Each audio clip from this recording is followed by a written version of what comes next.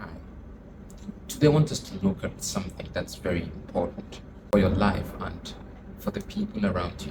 Sometimes some of these things can be overlooked, but it's a critical thing for you and I and other people around you.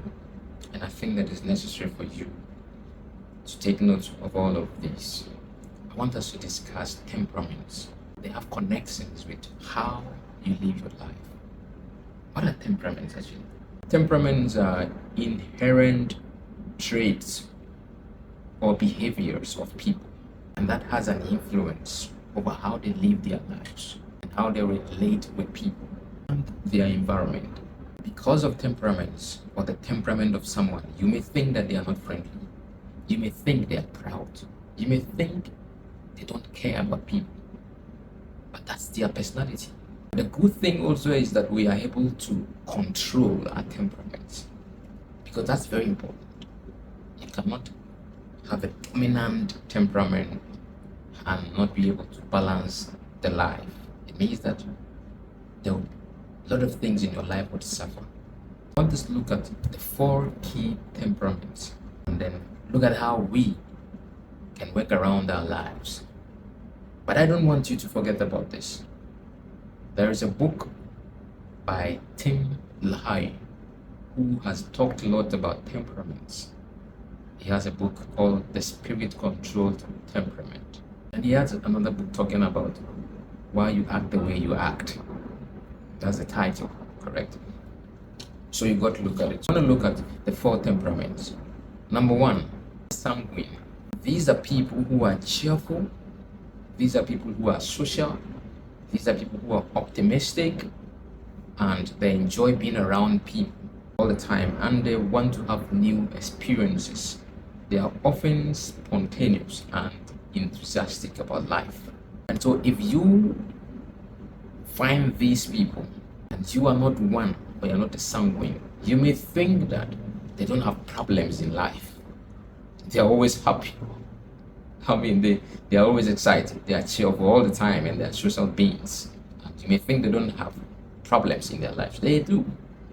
But their personality supersedes the things. So they are not easily bothered and carried away to not live their lives. Second temperament that I want us to look at is the choleric human beings. They are assertive and they are goal-oriented people with strong leadership qualities. Does not mean that the sanguines are not leadership oriented or they cannot be leaders. No.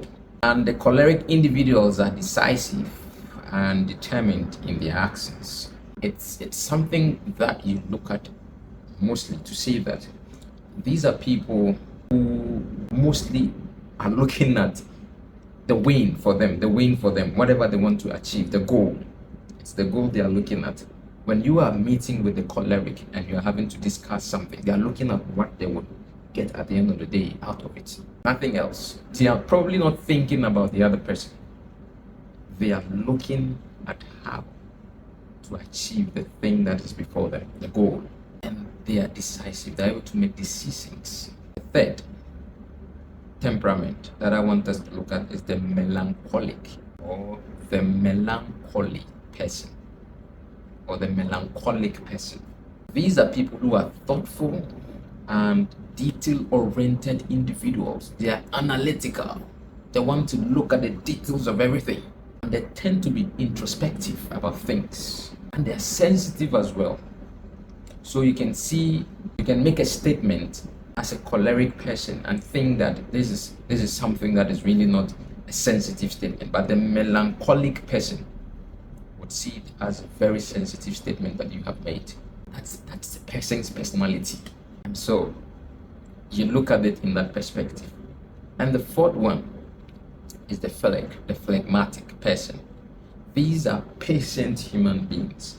They are calm. They always want to have a peaceful environment, and they value harmony often and avoid conflicts.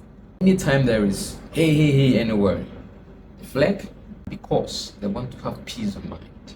They are always looking for peace and harmony and not conflict.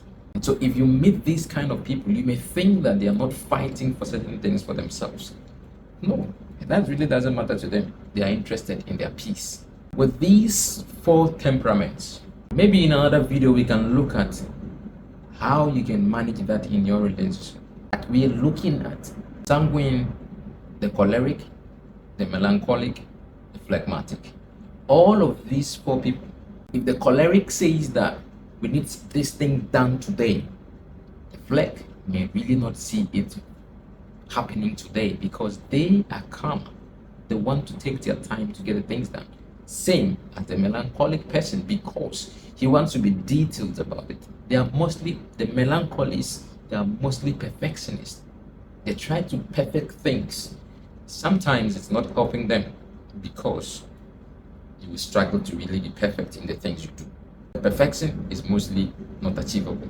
But the good thing about these personalities, which we call the temperaments, is that you are able to control the temperaments.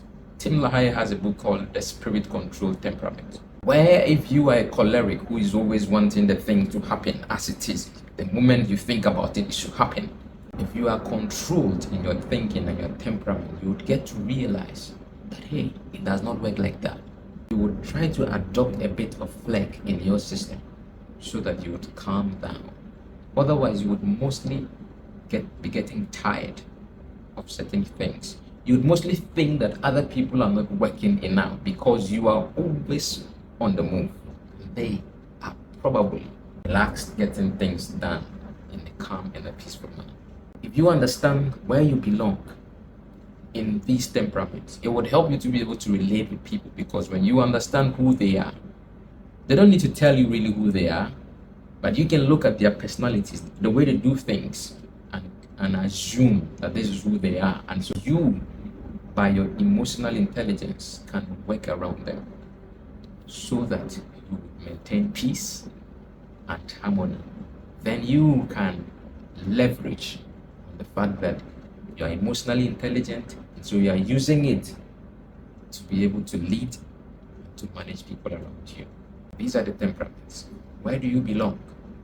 If you identify where you belong, I am happy for you. I know that you will be able to relate with other people. Just smash the like button, subscribe to my videos, and let's grow together. Thank you.